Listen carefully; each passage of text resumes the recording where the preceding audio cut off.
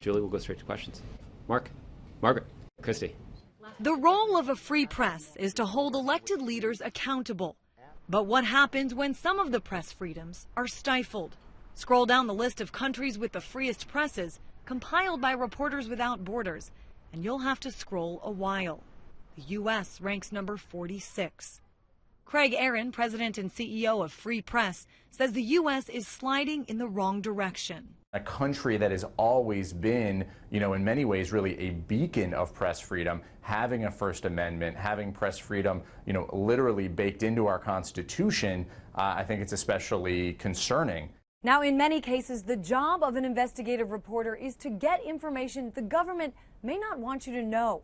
Now, the reason for these low rankings for the United States in the last few years especially has to do with increased crackdowns, both on journalists and their sources. A few examples: Fox News reporter James Rosen was named a co-conspirator in a leak case by the Department of Justice, simply for reporting what he was told.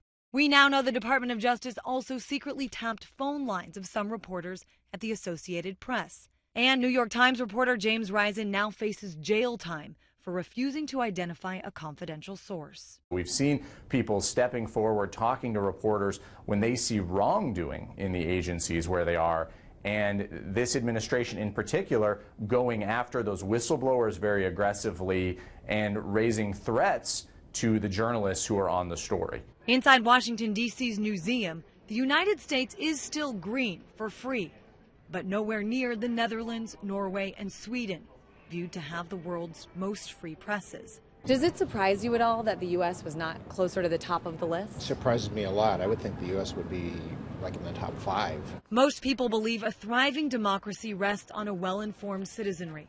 But when those in charge of doing the informing are silenced, press freedom advocates say democracy may be threatened. In Washington, I'm Kristine Frazao reporting.